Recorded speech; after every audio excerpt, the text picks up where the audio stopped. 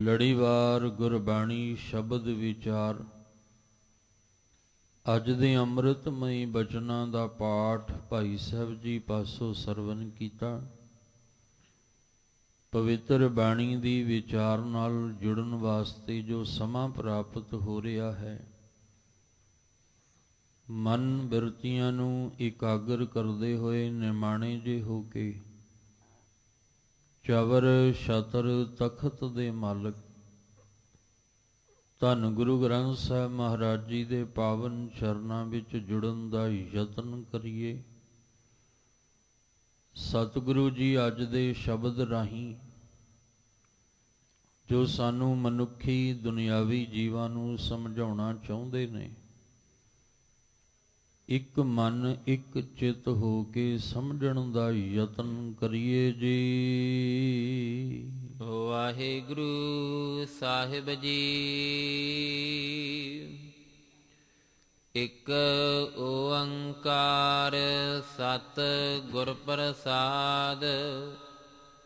ਸ੍ਰੀ ਰਾਗ ਮਹੱਲਾ ਪਹਿਲਾ। ਪਹਿਰੇ ਘਰ ਪਹਿਲਾ। ਤੀਜੈ ਪਹਿਰ ਰੈਣਕ ਵਣਜ਼ਾਰਿਆ ਮਿੱਤਰਾ। ਧਨ ਜੋਬਨ ਸਿਉ ਚਿਤ। ਹਰ ਕਾ ਨਾਮ ਨਾ ਚਿਤ ਹੀ ਵਣਜ਼ਾਰਿਆ ਮਿੱਤਰਾ। ਬੱਧਾ ਸੁਟਹਿ ਜਿਤ।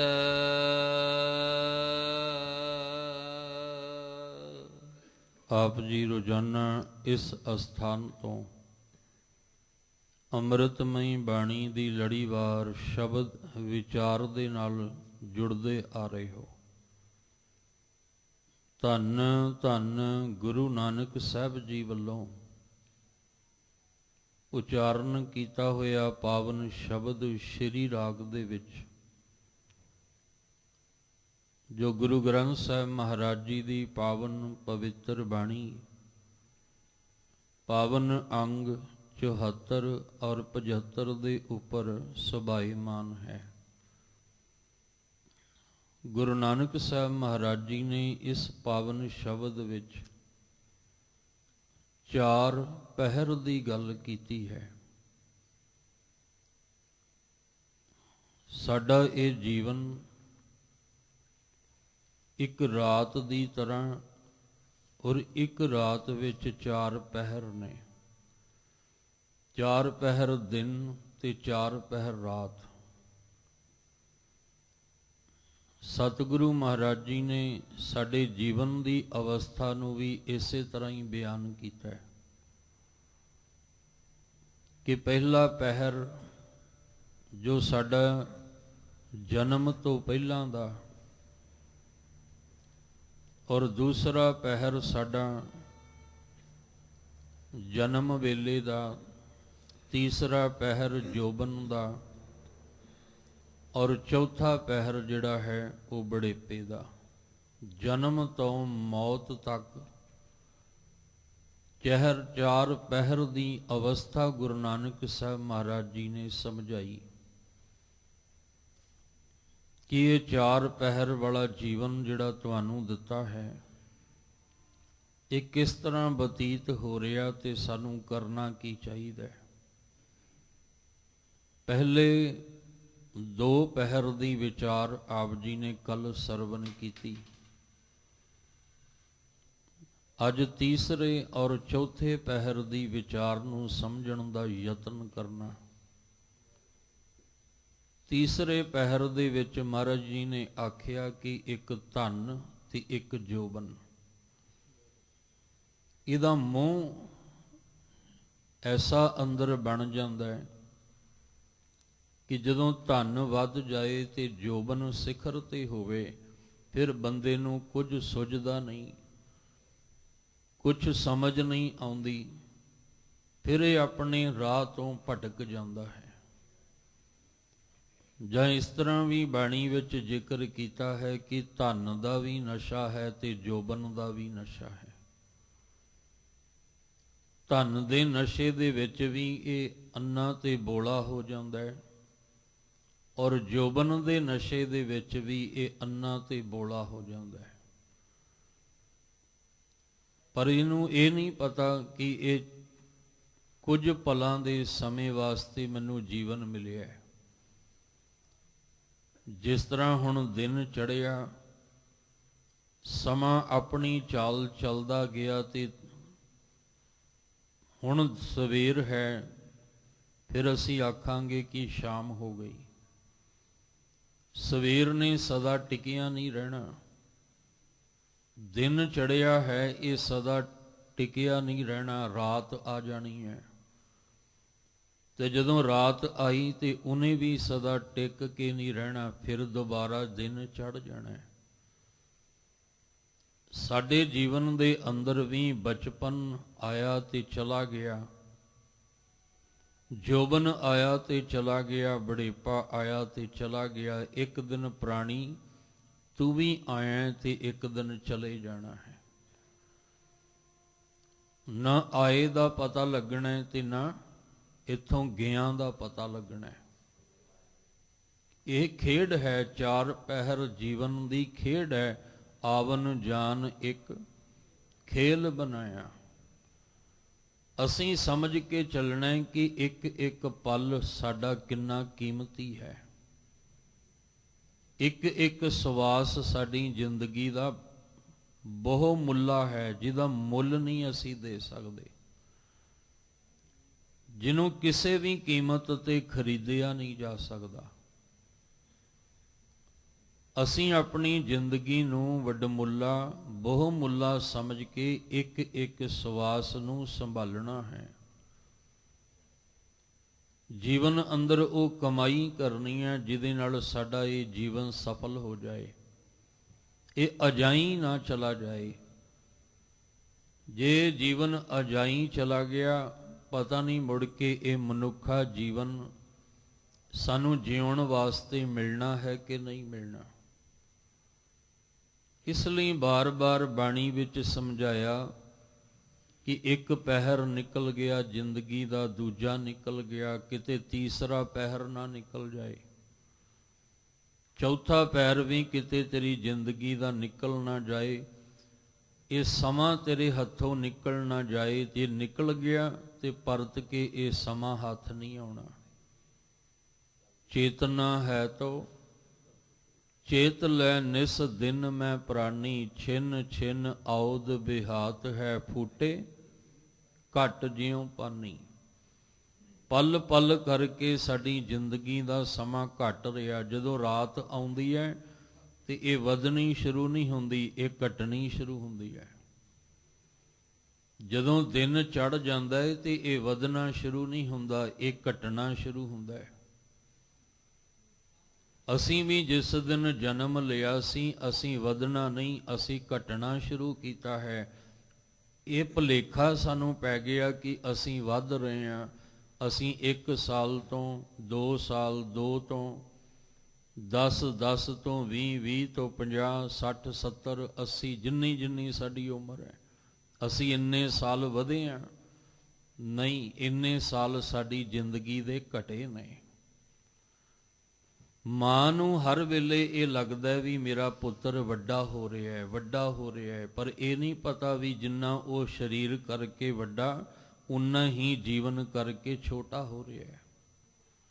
ਜਨਨੀ ਜਾਣਤ ਸੁਤ ਵੱਡਾ ਹੋਤ ਹੈ। ਉਹਨੂੰ ਭੁਲੇਖਾ ਹੈ ਨਾ, ਕਿਉਂਕਿ ਉਹ ਉਸ ਮੋਹ ਦੇ ਵਿੱਚ ਹੈ। ਜਿਹੜਾ ਮੋਹ ਉਹਦਾ ਪੁੱਤਰ ਦੇ ਪ੍ਰਤੀ ਬਣਿਆ ਹੋਇਆ, ਉਹ ਇਸ ਗੱਲ ਤੇ ਆਉਣਾ ਹੀ ਨਹੀਂ ਚਾਹੁੰਦੀ ਕਿ ਮੇਰੇ ਪੁੱਤਰ ਦੀ ਜ਼ਿੰਦਗੀ ਘਟ ਰਹੀ ਹੈ। ਉਹ ਸੁਣਨਾ ਵੀ ਨਹੀਂ ਚਾਹੁੰਦੀ, ਬਸ ਇਹ ਸੁਣਨਾ ਚਾਹੁੰਦੀ ਹੈ ਵੀ ਤੇਰਾ ਪੁੱਤਰ ਅੱਗੇ ਵੱਧ ਰਿਹਾ ਹੈ, ਵੱਡਾ ਹੋ ਰਿਹਾ ਹੈ। ਪਰ ਸਾਹਿਬ ਕਹਿੰਦੇ ਇਹ ਇੰਨਾ ਵੀ ਨਹੀਂ ਜਾਣਦੀ ਕਿ ਦਿਨ ਦਿਨ ਅਵਧ ਘਟਤ ਹੈ। ਇਹ ਤਾਂ ਘਟ ਰਿਹਾ ਹੈ, ਵੱਧ ਥੋੜੀ ਰਿਹਾ। ਪਰ ਉਹ ਨਹੀਂ ਸੁਣਨਾ ਚਾਹੁੰਦੀ ਕਿਉਂਕਿ ਉਹ ਮਮਤਾ ਦਾ ਮੋਹ ਬਣਿਆ ਹੋਇਆ ਹੈ। ਅਸੀਂ ਵੀ ਤਾਂ ਜਨਮ ਦਿਨ ਸੁਣਨਾ ਚਾਹੁੰਦੇ ਹਾਂ, ਅਸੀਂ ਮੌਤ ਦਾ ਦਿਨ ਨਹੀਂ ਸੁਣਨਾ ਚਾਹੁੰਦੇ। ਅਸੀਂ ਜਨਮ ਦਿਨ ਨੂੰ ਚੇਤੇ ਰੱਖਣਾ ਚਾਹੁੰਦੇ ਹਾਂ, ਹਰ ਦਿਨ ਚੇਤੇ ਰੱਖਣਾ ਚਾਹੁੰਦੇ ਹਾਂ, ਪਰ ਅਸੀਂ ਮੌਤ ਨੂੰ ਚੇਤੇ ਨਹੀਂ ਰੱਖਣਾ ਚਾਹੁੰਦੇ।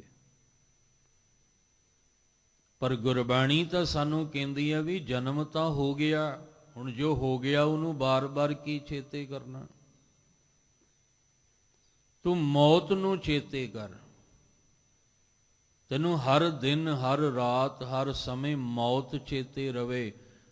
ਤੂੰ ਤੁਰਦਿਆਂ ਫਿਰਦਿਆਂ ਉੱਠਦਿਆਂ ਬਹਿੰਦਿਆਂ ਬਸ ਇਹੀ ਆਖ ਕਿ ਹਮ ਆਦਮੀ ਹਾਂ ਇੱਕਦਮੀ। ਪਰ ਕੌਣ ਕਹੇਗਾ? ਔਖਾ ਹੈ। ਜਨਮ ਦਿਨ ਤਾਂ ਅਸੀਂ ਹਰ ਦਿਨ ਯਾਦ, ਆਪਣਾ ਵੀ ਯਾਦ ਰੱਖਦੇ ਹਾਂ, ਦੂਜਿਆਂ ਦਾ ਵੀ ਰੱਖਦੇ ਹਾਂ। ਅਸੀਂ ਆਪਣਾ ਤੇ ਰੱਖਦੇ ਹੀ ਰੱਖਦੇ ਹਾਂ, ਅਸੀਂ ਦੂਜਿਆਂ ਦਾ ਵੀ ਰੱਖਦੇ ਹਾਂ। ਫਲਾਣੇ ਦਾ ਕਦੋਂ, ਫਲਾਣੇ ਦਾ ਕਦੋਂ, ਫਲਾਣੇ ਦਾ ਕਦੋਂ। ਤੇ ਜਦੋਂ ਵੀ ਇਹ ਭੁੱਲ ਨਾ ਜਾਵਾਂ, ਔਰ ਬਕਾਇਦਾ ਇਹ ਵੀ ਹੁੰਦਾ ਹੈ ਕਿ ਮੈਂ ਕਿਤੇ ਫਲਾਣੇ ਦਾ ਜਨਮ ਭੁੱਲ ਨਾ ਜਾਵਾਂ। ਅਸੀਂ ਬਕਾਇਦਾ ਡਾਇਰੀ ਉੱਤੇ ਨੋਟ ਕਰਦੇ ਹਾਂ। ਚਲੋ ਮੋਬਾਈਲ 'ਤੇ ਅਸੀਂ ਨੋਟ ਕਰ ਲੈਂਦੇ ਹਾਂ, ਉਹ ਵੀ ਇੱਕ ਦਿਨ ਪਹਿਲਾਂ ਦੱਸ ਦਿੰਦਾ ਹੈ। ਮੋਬਾਈਲ ਵੀ ਇੱਕ ਦਿਨ ਪਹਿਲਾਂ ਦੱਸ ਦਿੰਦਾ ਵੀ ਅੱਜ ਫਲਾਣੇ ਦਾ ਜਨਮ ਦਿਨ ਹੈ, ਕੱਲ ਫਲਾਣੇ ਦਾ ਜਨਮ ਦਿਨ ਹੈ। ਪਰ ਉਹ ਵੀ ਇਹ ਵੀ ਨਹੀਂ ਦੱਸ ਸਕਦਾ ਕਿ ਅੱਜ ਫਲਾਣੇ ਦੀ ਮੌਤ ਹੈ ਤੇ ਕੱਲ ਫਲਾਣੇ ਦੀ ਮੌਤ ਹੈ। ਤੇ ਨਾ ਅਸੀਂ ਆਪਣੀ ਡਾਇਰੀ ਤੇ ਲਿਖਣਾ ਚਾਹੁੰਦੇ ਹਾਂ, ਨਾ ਸੁਣਨਾ ਚਾਹੁੰਦੇ ਹਾਂ, ਨਾ ਲਿਖਣਾ ਚਾਹੁੰਦੇ ਹਾਂ। ਪਰ ਮਹਾਰਾਜ ਜੀ ਕਹਿੰਦੇ ਨੇ ਸੱਚ ਤਾਂ ਇਹੀ ਹੈ ਕਿ ਤੈਨੂੰ ਹਰ ਵੇਲੇ ਜਨਮ ਨਹੀਂ, ਹਰ ਵੇਲੇ ਮੌਤ ਚੇਤੇ ਰਵੇ। ਹਰ ਦਿਨ ਤੈਨੂੰ ਮੌਤ ਚੇਤੇ ਰਵੇ ਵੀ ਪਤਾ ਨਹੀਂ ਕਿਹੜੇ ਵੇਲੇ ਚੱਲਣਾ ਪੈ ਜਾਣਾ ਹੈ। ਇਸ ਲਈ ਆ 4 ਪਹਿਰ ਦਾ ਹਲੂਣਾ ਦਿੱਤਾ ਹੈ ਮਹਾਰਾਜ ਨੇ ਕਿ ਤੇਰਾ ਪਹਿਲਾ ਪਹਿਰ ਕਿੱਦਾਂ ਨਿਕਲਿਆ, ਦੂਸਰਾ ਕਿੱਦਾਂ ਨਿਕਲਿਆ, ਤੀਸਰਾ ਕਿਵੇਂ ਨਿਕਲੇਗਾ। ਤੇ ਜੇ ਅਸੀਂ ਗੁਰਬਾਣੀ ਨੂੰ ਪੜ੍ਹ ਸੁਣ ਸਮਝ ਕੇ ਵੀ ਮੌਤ ਨਾ ਬੋਲਣਾ ਮੁਖ ਤੋਂ ਚਾਹੁੰਦੇ ਹਾਂ, ਨਾ ਸੁਣਨਾ ਚਾਹੁੰਦੇ ਹਾਂ, ਤੇ ਫਿਰ ਇਹਦਾ ਮਤਲਬ ਹਜੇ ਗੁਰਬਾਣੀ ਸਮਝ ਵਿੱਚ ਨਹੀਂ ਆਈ ਸਾਡੇ। ਗੁਰਬਾਣੀ ਤਾਂ ਸਮਝਾਉਂਦੀ ਹੈ ਕਿ ਤੇਰੀ ਜ਼ਿੰਦਗੀ ਇੱਕ ਨਦੀ ਦੇ ਕਿਨਾਰੇ ਤੇ ਲੱਗੇ ਹੋਏ ਬੂਟੇ, ਰੁੱਖ, ਬਸ ਉਸ ਤਰ੍ਹਾਂ ਦੀ ਹੈ। ਪਤਾ ਨਹੀਂ ਕਿਹੜੇ ਵੇਲੇ ਪਾਣੀ ਦਾ ਵੇਗ ਆਉਣਾ ਤੇ ਵਹਾ ਕੇ ਲੈ ਜਾਣਾ ਹੈ। ਕੰਦੀ ਉੱਤੇ ਰੁੱਖੜਾ, ਕਿਚਰਕ ਬੰਨੇ ਧੀਰ। ਅਸੀਂ ਹੁਣ ਇਹ ਵੀ ਨਹੀਂ ਸੁਣਨਾ ਚਾਹੁੰਦੇ ਕਿਸੇ ਦੇ ਜਨਮ ਦਿਨ ਤੇ ਤੁਸੀਂ ਕਹੋ ਵੀ ਇਹਦੀ ਜ਼ਿੰਦਗੀ ਤਾਂ 1 ਸਾਲ ਘਟ ਗਈ, ਅਗਲੇ ਦਿਨ ਉਹ ਤੁਹਾਨੂੰ ਬੁਲਾਵੇਗਾ ਨਹੀਂ।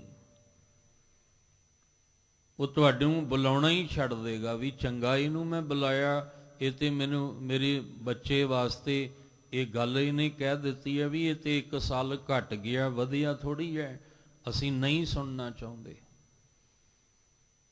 ਪਰ ਜੇ ਅਸੀਂ ਨਹੀਂ ਸੁਣਨਾ ਚਾਹੁੰਦੇ, ਮੌਤ ਨੂੰ ਨਹੀਂ ਸਮਝਣਾ ਚਾਹੁੰਦੇ, ਤੇ ਇਹਦਾ ਮਤਲਬ ਇਹ ਨਹੀਂ ਕਿ ਉਹਨੇ ਆਪਣਾ ਰਸਤਾ ਬਦਲ ਦੇਣਾ ਹੈ, ਉਹਨੇ ਆਪਣਾ ਟਾਈਮ ਬਦਲ ਦੇਣਾ ਹੈ। ਇਹ ਵੀ ਨਹੀਂ ਹੋਣਾ। ਜੋ ਹੈ ਉਹ ਸਮੇਂ ਦੇ ਵਿੱਚ ਹੈ। ਆਪਾਂ ਸਾਰੇ ਸਮੇਂ ਵਿੱਚ ਜੀ ਰਹੇ ਹਾਂ, ਲਿਮਟ ਵਿੱਚ ਜੀ ਰਹੇ ਹਾਂ। ਸਾਡੀ ਜ਼ਿੰਦਗੀ ਅਨਲਿਮਿਟ ਨਹੀਂ ਹੈ। ਇਸ ਲਈ ਬੇਫਿਕਰੇ ਹੋ ਕੇ ਨਾ ਅਸੀਂ ਜ਼ਿੰਦਗੀ ਦਾ ਸਮਾਂ ਗਵਾਈਏ। ਬੇਫਿਕਰੇ ਹੋ ਕੇ, ਫਿਕਰ ਹੀ ਕੋਈ ਨਹੀਂ। ਪਰ ਜਿਸ ਦਿਨ ਕੋਈ ਐਸੀ ਘਟਨਾ ਵਾਪਰਦੀ ਹੈ ਫਿਰ ਬੰਦਾ ਰੋਂਦਾ ਵੀ ਰੱਜ ਕੇ ਹੈ, ਦੁਖੀ ਵੀ ਰੱਜ ਕੇ ਹੁੰਦਾ ਵੀ ਇਹ ਕੀ ਹੋ ਗਿਆ। ਪਰ ਇਹ ਤੇ ਹੋਣਾ ਸੀ। ਚਿੰਤਾ ਤਾਂ ਕੀ ਕੀਜੀਐ ਜੋ ਅਨਹੋਣੀ ਹੋਏ, ਇਹ ਮਾਰਗ ਸੰਸਾਰ ਕੋ ਨਾਨਕ ਥਿਰ ਨਹੀਂ ਕੋਏ। ਇਸ ਲਈ ਮਹਾਰਾਜ ਕਹਿੰਦੇ ਤੈਨੂੰ 4 ਪਹਿਰ ਸਮਝਾ ਦਿੱਤੇ ਆ, ਤੂੰ ਹੁਣ ਇੱਕ ਇੱਕ ਪਹਿਰ ਨੂੰ ਸੰਭਲ ਕੇ ਸੰਭਾਲ ਕੇ ਚੱਲ। ਇਹ ਵੀ ਨਹੀਂ ਕਿ 4 ਦੇ 4 ਹੀ ਮਿਲਣੇ ਆ। ਹੋ ਸਕਦਾ ਪਹਿਲੇ ਪਹਿਰ ਵਿੱਚ ਹੀ ਕਹਾਣੀ ਮੁੱਕ ਜੇ। ਕਈ ਐਸੇ ਨੇ ਕਿ ਜਿਹੜੇ ਮਾਤਾ ਦੇ ਪੇਟ ਵਿੱਚ ਉਹਨਾਂ ਦੀ ਬਣਤਰ ਬਣਦੀ ਤਾਂ ਹੈ, ਪਰ ਉਹ ਸੰਸਾਰ ਵਿੱਚ ਅੱਖਾਂ ਨਹੀਂ ਖੋਲ ਪਾਉਂਦੇ। ਉਹਨਾਂ ਦਾ ਪੂਰੀ ਬਣਤਰ ਉਹਨਾਂ ਦੀ ਬਣ ਗਈ, ਪਰ ਉਹ ਸੰਸਾਰ ਵਿੱਚ ਅੱਖਾਂ ਹੀ ਨਹੀਂ ਖੋਲ ਪਾਏ।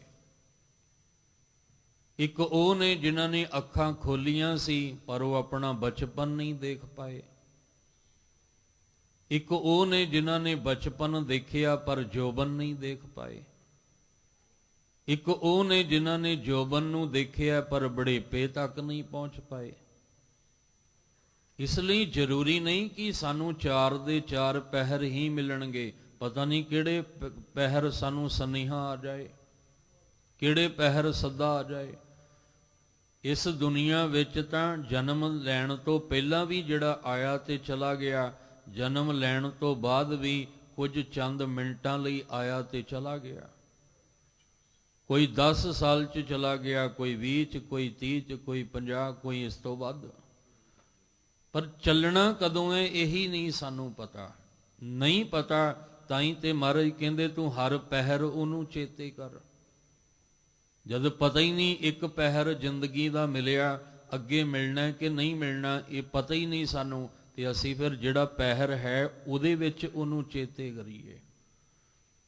ਇਹ ਨਹੀਂ ਕਿ ਅੱਗੇ ਦੇਖਾਂਗੇ, ਦੂਜੇ ਤੀਜੇ ਚੌਥੇ ਪਹਿਰ 'ਚ ਵੇਖਾਂਗੇ, ਜੇ ਉਹ ਮਿਲਿਆ ਹੀ ਨਹੀਂ ਤੇ ਫਿਰ ਵੇਖਾਂਗੇ ਕੀ।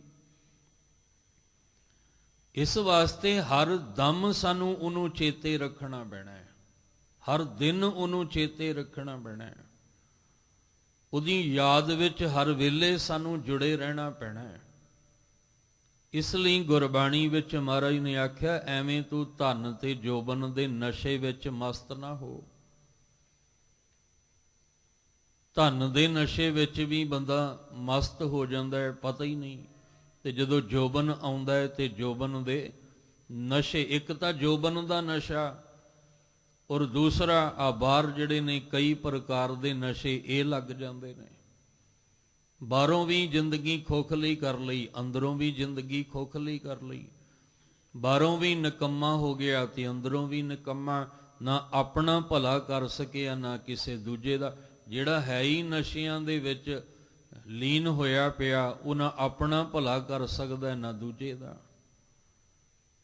ਜਿਹੜਾ ਧਨ ਦੇ ਨਸ਼ੇ ਵਿੱਚ ਧੁੱਤ ਹੋਇਆ ਪਿਆ, ਨਾ ਉਹ ਆਪਣਾ ਕੁਝ ਭਲਾ ਕਰ ਸਕਦਾ ਨਾ ਕਿਸੇ ਦੂਜੇ ਦਾ। ਇਸ ਲਈ ਧੰਨ ਗੁਰੂ ਨਾਨਕ ਸਾਹਿਬ ਮਹਾਰਾਜ ਨੇ ਆਖਿਆ, ਤੀਜੇ ਪਹਿਰੇ ਰਹਿਣ ਕੈ ਵਣਜਾਰਿਆ ਮਿੱਤਰਾ। ਜਿਹੜਾ ਵਣਜ ਕਰਨ ਆਇਆ ਹੋਇਆ ਉਹਨੂੰ ਮਿੱਤਰ ਕਹਿ ਰਹੇ ਨੇ। ਮਿੱਤਰਾ ਤੂੰ ਵਣਜਾਰਾ ਹੈ, ਵਣਜ ਕਰੋ ਵਣਜਾਰਿਓ, ਵੱਖਰ ਲਿਓ ਸੰਭਾਲ ਤੈਸੀ ਵਸਤ, ਵੈਸਾਹੀ ਹੈ ਜੈਸੀ ਨਿਭ ਹੈ ਨਾਲ। ਵਣਜ ਕਿਨੇ ਕਰਨਾ ਹੈ? ਮਨ ਨੇ। ਮਨ ਦੇ ਰਾਹੀਂ ਹੀ ਵਣਜ ਹੋਣਾ ਹੈ। ਤੇ ਮਨ ਨੂੰ ਹੀ ਬਾਰ-ਬਾਰ ਗੁਰਬਾਣੀ ਵਿੱਚ ਸੰਬੋਧਨ ਕੀਤਾ ਹੈ। ਹਰ ਜਸ ਰੇ ਮਨਾ ਗਾਏ ਲੈ ਜੋ ਸੰਗੀ ਹੈ ਤੇਰੋ, ਅਵਸਰ ਬੀਤਿਓ ਜਾਤ ਹੈ। ਅਵਸਰ ਮੈਨੇ ਸਮਾਂ ਤੇਰੇ ਹੱਥੋਂ ਨਿਕਲਦਾ ਜਾ ਰਿਹਾ ਹੈ। ਪਹਿਲਾ ਪਹਿਰ ਨਿਕਲ ਗਿਆ, ਦੂਜਾ ਨਿਕਲ ਗਿਆ। ਅਵਸਰ ਬੀਤਿਓ ਜਾਤ ਹੈ, ਕਹਿਓ ਮੰਨ ਲੈ ਮੇਰਾ ਕਹਿਆ ਮਨ।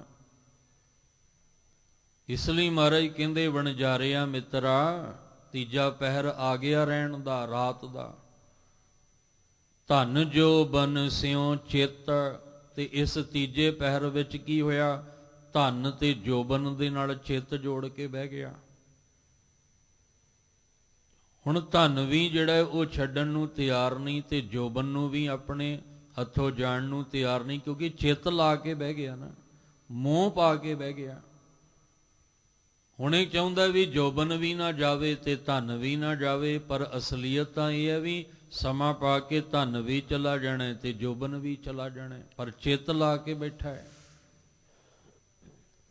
ਧਨ ਜੋਬਨ ਸਿਉ ਚਿੱਤ। ਤੇ ਫਿਰ ਕੀ ਹੋਇਆ?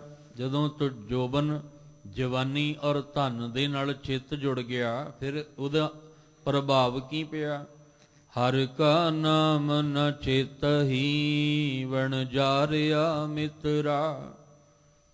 ਹੁਣ ਇਸ ਧਨ ਔਰ ਜੋਬਨ ਨਾਲ ਤੂੰ ਇੰਨਾ ਚਿੱਤ ਜੋੜ ਕੇ ਬੈਠਾ, ਇੰਨਾ ਮੋਹ ਪਾ ਕੇ ਬੈਠਾ ਕਿ ਤੂੰ ਨਾਮ ਚੇਤੇ ਹੀ ਨਹੀਂ ਕਰ ਰਿਹਾ। ਤੈਨੂੰ ਪਰਮਾਤਮਾ ਦਾ ਨਾਮ ਚੇਤੇ ਹੀ ਨਹੀਂ ਆ ਰਿਹਾ। ਤੂੰ ਆਖਦਾ ਹੈ ਕਿ ਜੋਬਨ ਹੈ, ਮੇਰੇ ਕੋਲ ਤਾਕਤ ਹੈ, ਮੇਰੇ ਕੋਲ ਪਾਵਰ ਹੈ, ਮੈਂ ਕੁਝ ਵੀ ਕਰ ਸਕਦਾ। ਮੇਰੇ ਕੋਲ ਧਨ ਹੈ, ਮੈਂ ਧਨ ਦੇ ਤਲ ਤੇ ਕੁਝ ਵੀ ਕਰ ਸਕਦਾ। ਪਰ ਧਿਆਨ ਰੱਖਿਓ, ਇੱਕ ਜ਼ਿੰਦਗੀ ਵਿੱਚ ਮੋੜ ਐਸਾ ਆ ਜਾਂਦਾ ਹੈ ਜਿੱਥੇ ਜੋਬਨ ਵਾਲੀ ਤਾਕਤ ਵੀ ਕੰਮ ਨਹੀਂ ਆਉਂਦੀ ਤੇ ਧਨ ਦੀ ਤਾਕਤ ਕੰਮ ਨਹੀਂ ਆਉਂਦੀ। ਧਨ ਵੀ ਉੱਥੇ ਦਾ ਉੱਥੇ ਪਿਆ ਰਹਿ ਜਾਂਦਾ ਹੈ ਤੇ ਜੋਬਨ ਵੀ ਉੱਥੇ ਦਾ ਉੱਥੇ ਰਹਿ ਜਾਂਦਾ ਹੈ। ਕੁਛ ਵੀ ਦੋਵਾਂ ਚੋਂ ਕੰਮ ਨਹੀਂ ਆਉਂਦਾ। ਫਿਰ ਅਸੀਂ ਉਹਦੇ ਨਾਲ ਚਿੱਤ ਲਾ ਕੇ ਤੇ ਪਰਮੇਸ਼ਵਰ ਦੇ ਨਾਮ ਨੂੰ ਭੁਲਾਈ ਬੈਠੇ ਹਾਂ, ਪਰਮੇਸ਼ਵਰ ਦੇ ਨਾਮ ਨੂੰ ਵਿਸਾਰ ਕੇ ਬੈਠੇ ਹਾਂ। ਸਭ ਕਹਿੰਦੇ ਇੰਨਾ ਚਿੱਤ ਲਾ ਲਿਆ, ਇੰਨਾ ਮੋਹ ਪਾ ਲਿਆ ਤੂੰ ਇਹਦੇ ਨਾਲ, ਹਰ ਕਾ ਨਾਮ ਨਾ ਚੇਤੈ ਪ੍ਰਾਣੀ। ਤੂੰ ਪਰਮੇਸ਼ਵਰ ਦੇ ਨਾਮ ਨੂੰ ਚੇਤੇ ਹੀ ਨਹੀਂ ਕਰ ਰਿਹਾ। ਹਰ ਕਾ ਨਾਮ ਨਾ ਚੇਤਹੀ ਵਣਜਾਰਿਆ ਮਿੱਤਰਾ, ਬੱਧਾ ਛੂਟੈ ਜਿੱਤ। ਜਿੱਤ ਮੈਨੇ ਜਿਹਦੇ ਨਾਲ, ਜਿਹੜਾ ਤੂੰ ਬੱਧਾ ਪਿਆ ਨਾ, ਬੰਧਨ ਪਏ ਹੋਏ ਨੇ ਵਿਕਾਰਾਂ ਦੇ, ਕਾਮ ਕ੍ਰੋਧ ਲੋਭ ਮੋਹ ਅਹੰਕਾਰ ਦੇ ਜਿਹੜੇ ਤੈਨੂੰ ਸੰਗਲ ਪਏ ਹੋਏ ਆ। ਇਹ ਜੰਮਣ ਮਰਨ ਆਵਾ ਗਵਨ ਵਿੱਚ ਤੂੰ ਬੱਧਾ ਪਿਆ, ਕਿੱਦਾਂ ਛੁੱਟੇਗਾ? ਨਾ ਤੈਨੂੰ ਧਨ ਨੇ ਛਡਾਉਣਾ ਤੇ ਨਾ ਤੈਨੂੰ ਜੋਬਨ ਨੇ ਛਡਾਉਣਾ।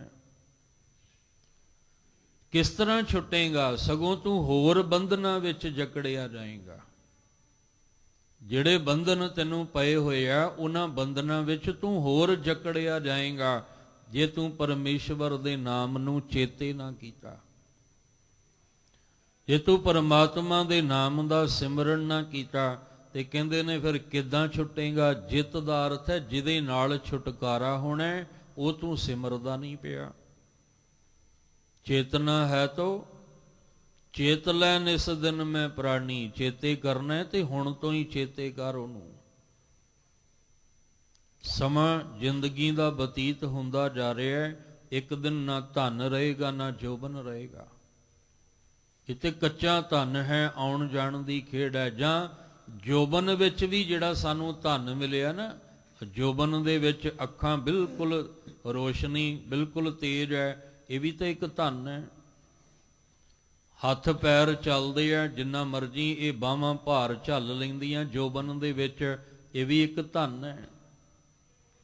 ਜੋਬਨ ਦੇ ਵਿੱਚ ਜ਼ੁਬਾਨ ਲੜਖੜਾਉਂਦੀ ਨਹੀਂ ਹੈ, ਇਹ ਵੀ ਇੱਕ ਧਨ ਹੈ। ਕੰਨ ਸਹੀ ਸੁਣਦੇ ਆ, ਇਹ ਵੀ ਇੱਕ ਧਨ, ਕਿਉਂਕਿ ਬੁਢੇਪੇ ਵਿੱਚ ਇਹ ਧਨ ਕਮਜ਼ੋਰ ਪੈ ਜਾਣਾ।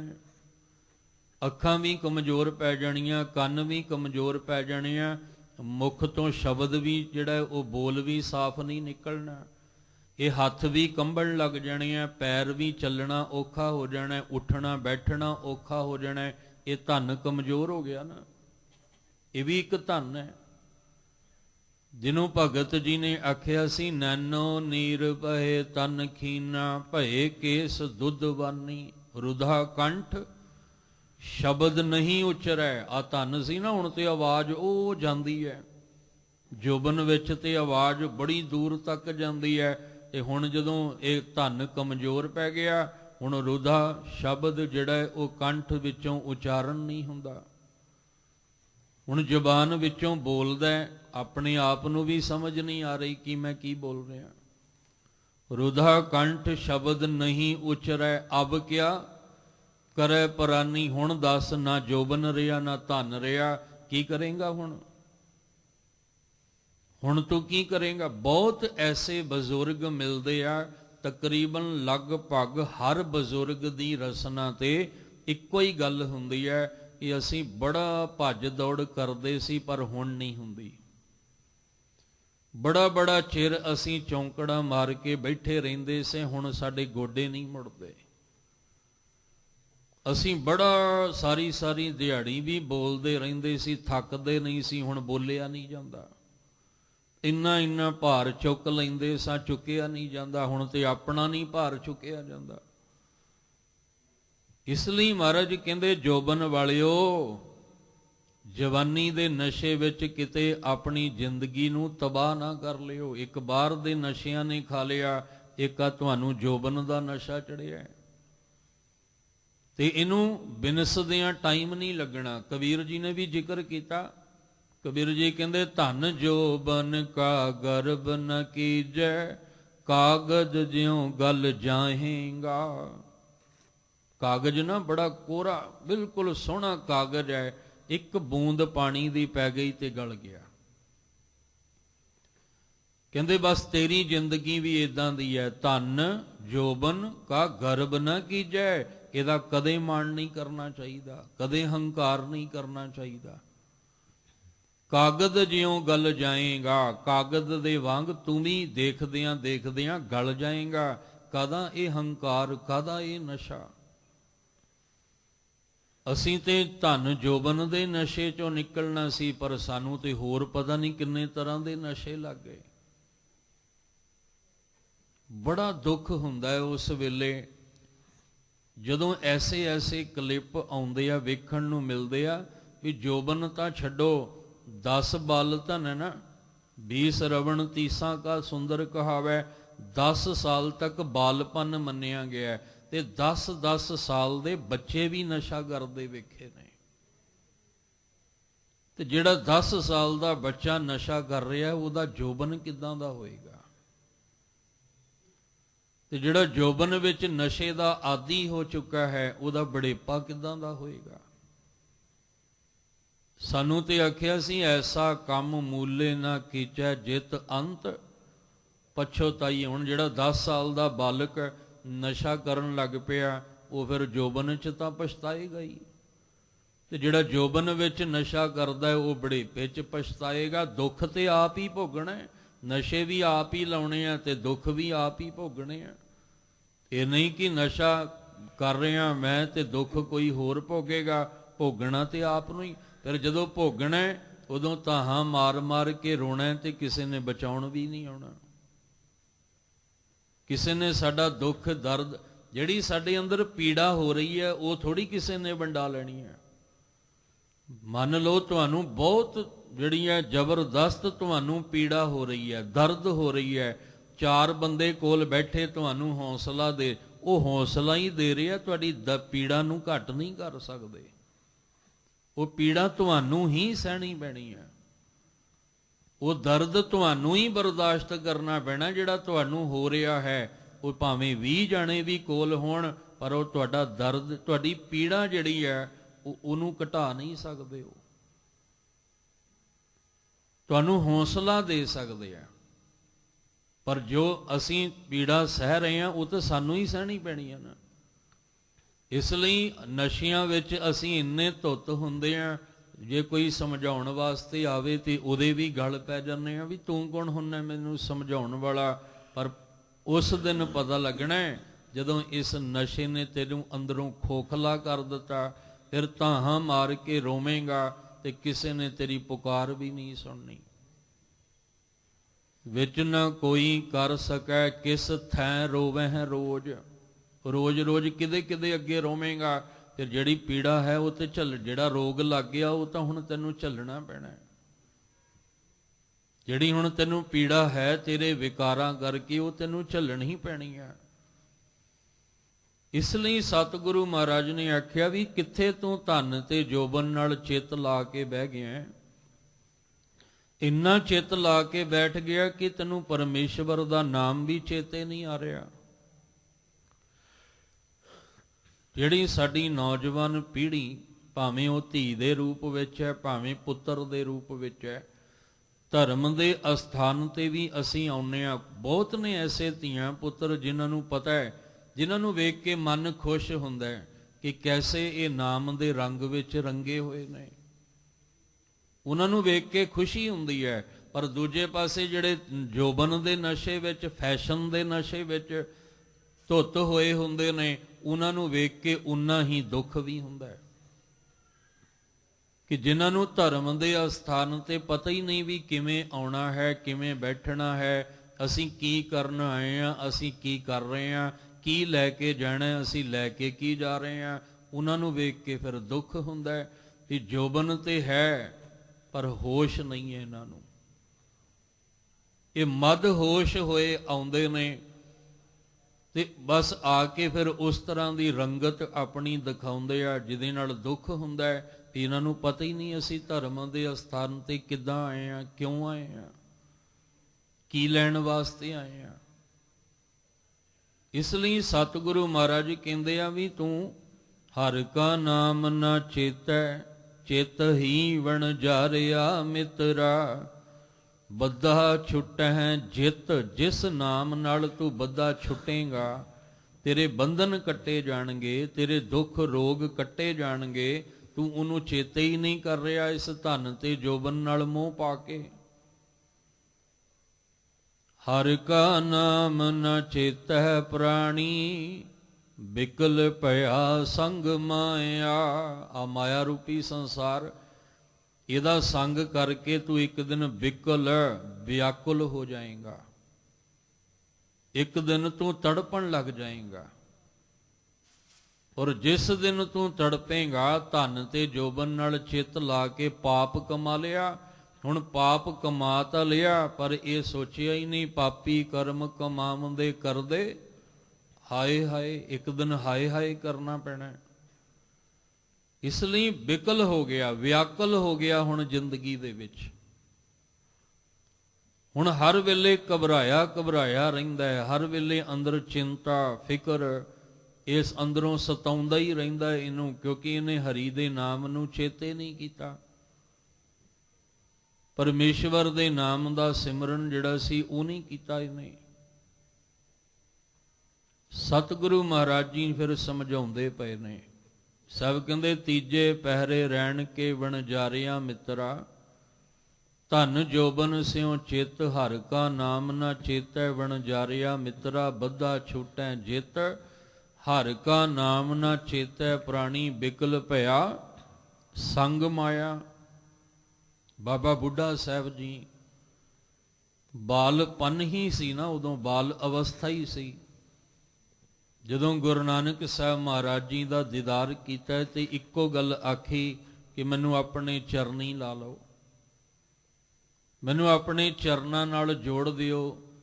ਤੇ ਗੁਰੂ ਨਾਨਕ ਸਾਹਿਬ ਮਹਾਰਾਜ ਨੇ ਆਖਿਆ ਸੀ ਅਜੇ ਤੇ ਬਾਲਪਨ ਜਿਹੜਾ ਹੈ ਤੇਰੇ ਵਿੱਚ ਹੈ, ਤੂੰ ਹਜੇ ਤਾਂ ਹੱਸਣ ਖੇਡਣ ਦਾ ਤੇਰਾ ਇਹ ਚਾਉ ਹੈ। ਉਹਨਾਂ ਆਖਿਆ ਸੀ ਨਹੀਂ, ਹੱਸਣ ਖੇਡਣ ਦੇ ਚਾਉ ਨੂੰ ਕੀ ਕਰਨਾ ਜੇ ਜ਼ਿੰਦਗੀ ਦਾ ਅਗਲਾ ਪਲ ਮੇਰੇ ਵਾਸਤੇ ਆਖਰੀ ਬਣ ਜਾਏ। ਕਿਆ ਜਾਣਾ ਕਿਵ ਮਰੇਂਗੇ ਕੈਸਾ, ਮਰਨਾ ਹੋਏ ਕੀ ਪਤਾ ਅੱਗੇ ਜੋਬਨ ਵਾਲਾ ਉਹ ਪਹਿਰ ਜ਼ਿੰਦਗੀ ਦਾ ਮਿਲਣਾ ਕਿ ਨਹੀਂ ਮਿਲਣਾ। ਪਤਾ ਨਹੀਂ ਬੜੇਪੇ ਵਾਲਾ ਪਹਿਰ ਮੇਰੀ ਜ਼ਿੰਦਗੀ ਵਿੱਚ ਆਉਣਾ ਹੈ ਕਿ ਨਹੀਂ। ਹਾਲਾਂਕਿ 125 ਸਾਲ ਦੀ ਆਰਜ਼ੂ ਹੈ ਉਹਨਾਂ ਦੀ, ਪਰ ਸਮਝ ਉਹਨਾਂ ਨੂੰ 10-12 ਸਾਲਾਂ ਵਿੱਚ ਹੀ ਆ ਗਈ। 10-12 ਸਾਲ ਦੀ ਉਮਰ ਵਿੱਚ ਹੀ ਸਮਝ ਆ ਗਈ ਕਿ ਕੋਈ ਪਤਾ ਨਹੀਂ ਕਿਹੜੇ ਵੇਲੇ ਦੁਨੀਆ ਤੋਂ ਚੱਲਣਾ ਪੈ ਜਾਣਾ ਹੈ। ਪਤਾ ਨਹੀਂ ਜੋਬਨ ਮਿਲਣਾ ਵੀ ਹੈ ਕਿ ਨਹੀਂ ਮਿਲਣਾ। ਇਸ ਲਈ ਸਤਿਗੁਰੂ ਮਹਾਰਾਜ ਸੱਚੇ ਪਾਤਸ਼ਾਹ ਜੀ ਨੂੰ ਆਖਿਆ ਵੀ ਮੈਨੂੰ ਹੁਣੇ ਹੀ ਤੁਸੀਂ ਆਪਣੇ ਚਰਨੀ ਲਾ ਲਓ। ਪਰ ਇਹ ਸਮਝ ਆਈ ਕਿਵੇਂ ਸੀ? ਇਹ ਸਮਝ ਆਈ ਸੀ ਕੁਝ ਐਸੀਆਂ ਘਟਨਾਵਾਂ ਹੁੰਦੀਆਂ ਨੇ ਜਿਨ੍ਹਾਂ ਨੂੰ ਵੇਖ ਕੇ ਸਾਡੇ ਮਨ ਨੂੰ ਸਮਝ ਆ ਜਾਂਦੀ ਹੈ। ਬੰਦੇ ਨੂੰ ਸਮਝਾਈਏ ਸਮਝ ਨਾ ਆਵੇ ਤੇ ਫਿਰ ਬੰਦਾ ਕਹਿੰਦਾ ਜਿੱਦਣ ਠੋਕਰ ਵੱਜੇਗੀ ਆਪੇ ਹੀ ਸਮਝ ਜਾਏਗਾ। ਠੋਕਰ ਖਾ ਕੇ ਕਈ ਵਾਰੀ ਅੱਜ ਤਾਂ ਆਪਾਂ ਇਹ ਵੀ ਕਹਿਣ ਲੱਗ ਪਏ ਆ ਵੀ ਬਦਾਮ ਖਾ ਕੇ ਅਕਲ ਨਹੀਂ ਆਉਂਦੀ, ਠੋਕਰ ਖਾ ਕੇ ਆਉਂਦੀ ਹੈ।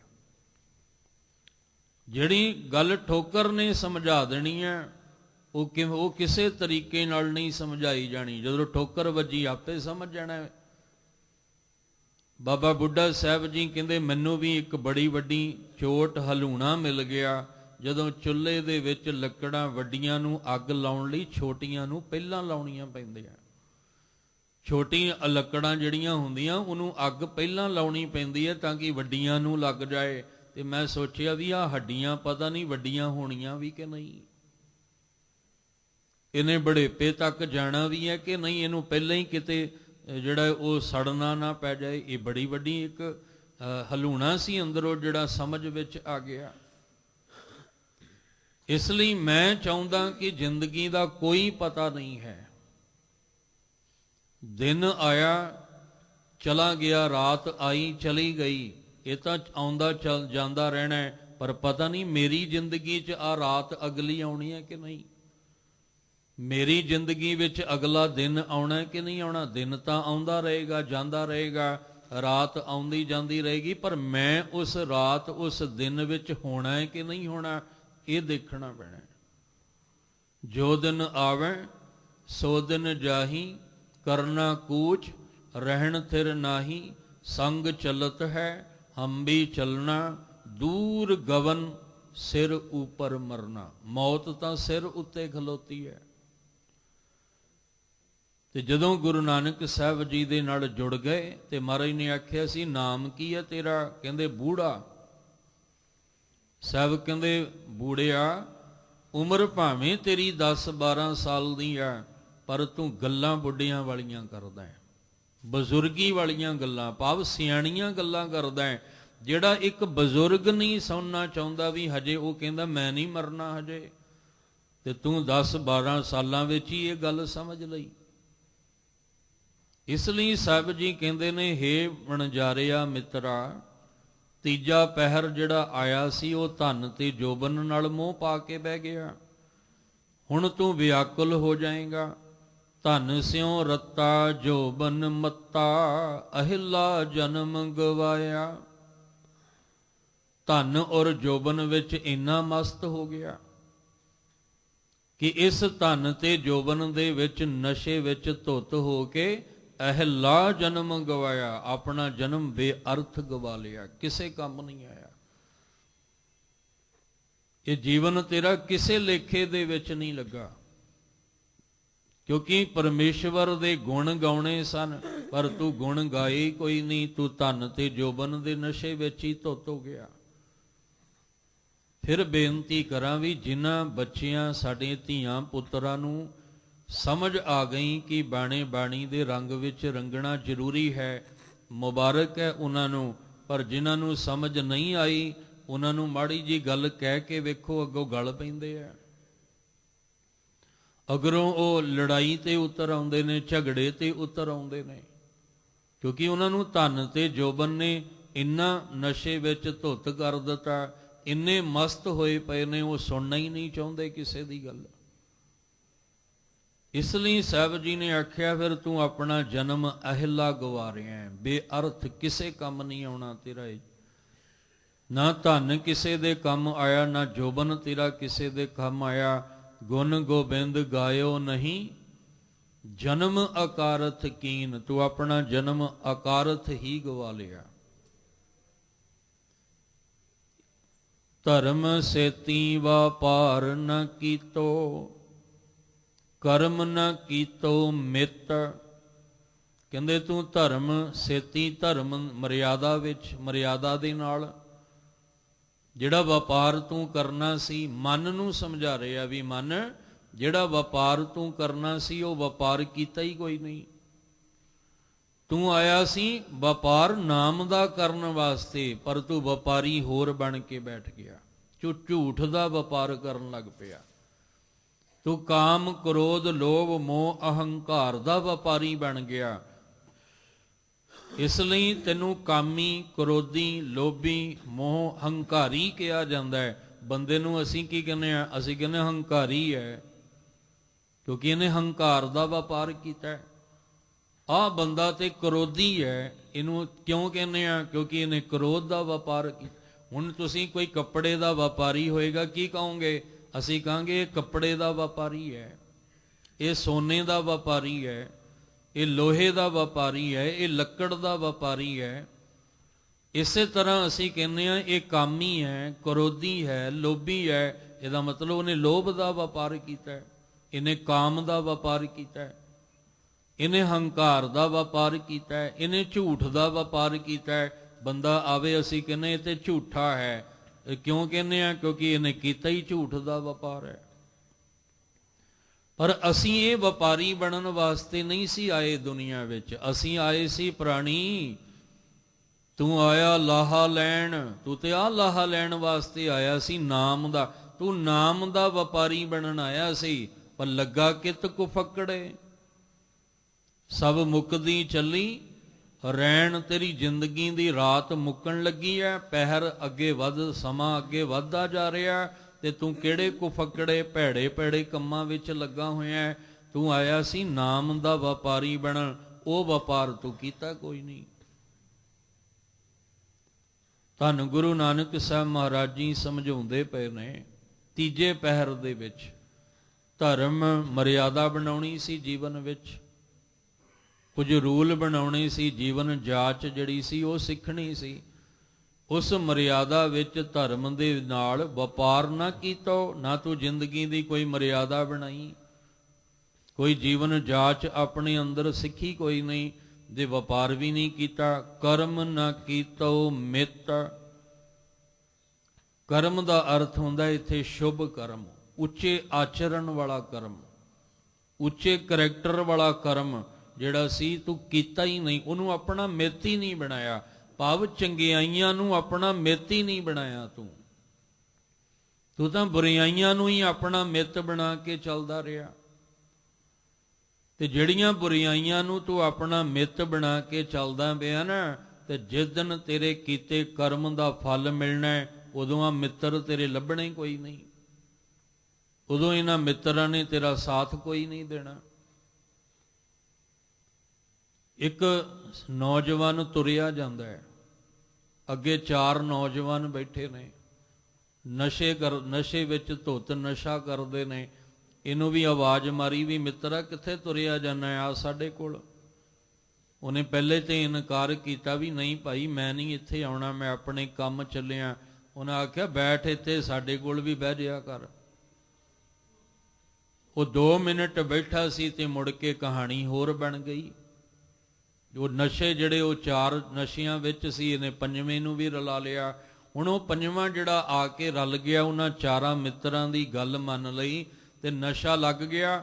ਅਗਲੇ ਦਿਨ ਹੁਣ ਅੱਗੇ ਤੁਰਿਆ ਹੀ ਨਹੀਂ ਗਿਆ, ਆਪ ਆ ਕੇ ਕਹਿੰਦਾ ਮੈਨੂੰ ਵੀ ਥੋੜਾ ਦੇ ਦਿਓ। ਤੀਜੇ ਦਿਨ ਆਪ, ਚੌਥੇ ਦਿਨ ਆਜ, 5ਵੇਂ ਦਿਨ ਕਹਾਣੀ ਵਿਗੜ ਗਈ। ਤੇ ਜਦੋਂ ਕਹਾਣੀ ਵਿਗੜ ਗਈ ਤੇ ਜਿਹੜੇ 4 ਨੇ ਨਸ਼ਾ ਲਾਇਆ ਸੀ, ਉਹਨਾਂ 4 ਵਿੱਚੋਂ ਇੱਕ ਨੇ ਵੀ ਉੱਥੇ ਮਦਦ ਨਹੀਂ ਕੀਤੀ, ਉਹਨਾਂ 4 ਵਿੱਚੋਂ ਇੱਕ ਵੀ ਨੇੜੇ ਨਾ ਲੱਗਾ। ਹੁਣ ਜਿਨ੍ਹਾਂ 4 ਮਗਰ ਲੱਗ ਕੇ ਆਪਣੀ ਜ਼ਿੰਦਗੀ ਤਬਾਹ ਕਰ ਲਈ, ਉਹਨਾਂ 4 ਦੇ ਵਿੱਚੋਂ ਕਿਸੇ ਨੇ ਵੀ ਮੁੜ ਕੇ ਇਹਦੇ ਨੇੜੇ ਨਹੀਂ ਆਉਣਾ ਕੀਤਾ। ਸਭ ਕਹਿੰਦੇ ਫਿਰ ਸਾਨੂੰ ਕੀ ਲੋੜ ਹੈ ਇਹੋ ਜਿਹੇ ਮਿੱਤਰ ਬਣਾਉਣ ਦੀ, ਜਿਹੜੇ ਮਿੱਤਰ ਸਾਡੀ ਜ਼ਿੰਦਗੀ ਤਬਾਹ ਕਰਕੇ ਤੇ ਮੁੜ ਕੇ ਸਾਡੇ ਨੇੜੇ ਕੋਈ ਨਾ ਆਉਣ। ਅਸੀਂ ਦੂਜਿਆਂ ਮਗਰ ਲੱਗ ਕੇ ਆਪਣੇ ਪੈਰ ਤੇ ਕੁਹਾੜਾ ਆਪ ਕਿਉਂ ਮਾਰ ਰਹੇ ਹਾਂ? ਜ਼ਿੰਦਗੀ ਤਾਂ ਆਪਣੀ ਹੈ ਨਾ। ਜਿਹੜੇ 4 ਨੇ ਉਹਨਾਂ 4 ਦੀ ਆਪਣੀ ਆਪਣੀ ਜ਼ਿੰਦਗੀ ਹੈ, ਲੇਖਾ ਵੀ ਆਪਣਾ ਆਪਣਾ ਹੋਣਾ। ਅੰਤ ਨਬੇਰਾ ਤੇਰੇ ਜੀ ਪੈ ਲੀਜੈ। ਸਭ ਜੀ ਕਹਿੰਦੇ ਫਿਰ ਉੱਥੇ ਲੇਖਾ ਵੀ ਆਪਣਾ ਆਪਣਾ ਹੋਣਾ ਹੈ, ਜੀਵਨ ਵੀ ਆਪਣਾ ਆਪਣਾ ਭੋਗਣਾ ਪੈਣਾ ਹੈ। ਕਰਮੀ ਆਪੋ ਆਪਣੀ ਹੈ, ਮੰਦਾ ਚੰਗਾ ਆਪਣਾ ਆਪੇ ਹੀ ਕੀਤਾ ਪਾਵਣਾ ਹੈ। ਤੇ ਫਿਰ ਕਿਉਂ ਅਸੀਂ ਇਸ ਪਾਸੇ ਜਾਈਏ? ਫਿਰ ਅਸੀਂ ਇਸ ਰਾਹ ਜਿਹੜਾ ਹੈ ਉਹ ਕਿਉਂ ਅਸੀਂ ਇਸ ਰਾਹ ਤੁਰੀਏ? ਸਤਿਗੁਰੂ ਮਹਾਰਾਜ ਜੀ ਨੇ ਤੀਸਰੇ ਪਹਿਰ ਦੇ ਵਿੱਚ ਸਮਝਾਇਆ, ਕਹਿੰਦੇ ਤੂੰ ਕਰਮ ਨਾ ਕੀਤੋ ਮਿੱਤ, ਤਾਂ ਉਹ ਅਸ਼ੁਭ ਕਰਮਾਂ ਨੂੰ, ਚੰਗੇ ਕਰਮ ਨੂੰ ਆਪਣਾ ਮਿੱਤਰ ਕਿਉਂ ਨਹੀਂ ਬਣਾਇਆ? ਤੂੰ ਬੁਰੇ ਕਰਮਾਂ ਨੂੰ, ਬੁਰਾਈ ਨੂੰ ਆਪਣਾ ਮਿੱਤਰ ਬਣਾ ਲਿਆ, ਪਰ ਬੁਰਾਈ ਨੇ ਤੈਨੂੰ ਜਿਹੜਾ ਸੀ ਜੀਵਨ ਸਵਾਰਿਆ ਨਹੀਂ, ਬੁਰਾਈ ਨੇ ਤੇਰਾ ਜੀਵਨ ਨਰਕ ਬਣਾ ਦਿੱਤਾ। ਬੁਰਾਈ ਨੇ ਤੇਰਾ ਜੀਵਨ, ਬਹੁਤ ਐਸੇ ਨੌਜਵਾਨ ਸਾਡੇ ਧੀਆਂ ਪੁੱਤਰ ਨੇ ਜਿਨ੍ਹਾਂ ਦੇ ਪੈਰਾਂ ਵਿੱਚ ਸੰਗਲ ਪਾ ਕੇ ਰੱਖਣਾ ਪੈਂਦਾ ਹੈ। ਪੁੱਛਿਆ ਜੀ ਕਿਉਂ? 25 ਸਾਲ ਦਾ ਨੌਜਵਾਨ ਹੈ ਤੇ ਪੈਰ ਵਿੱਚ ਸੰਗਲ ਕਿਉਂ ਪਾਇਆ? ਕਹਿੰਦੇ ਜੀ ਨਸ਼ੇ ਦੀ ਲੱਤ ਹੀ ਇੰਨੀ ਲੱਗ ਚੁੱਕੀ ਹੈ, ਇਹਨੂੰ, ਇਹਦੇ ਹੱਥ ਪੈਰ ਕੰਬਦੇ ਨੇ, ਤੜਪਦਾ ਇਹ। ਤੇ ਜਦੋਂ ਸੰਗਲ ਖੋਲ ਦਿੰਦੇ ਆ ਇੰਨਾ ਤੜਪਦਾ ਕਿ ਸਾਹਮਣੇ ਵਾਲੇ ਨੂੰ ਮਾਰਨ ਤੱਕ ਚਲਾ ਜਾਂਦਾ ਹੈ। ਇਹਨੂੰ ਨਸ਼ਾ ਚਾਹੀਦਾ ਹੈ।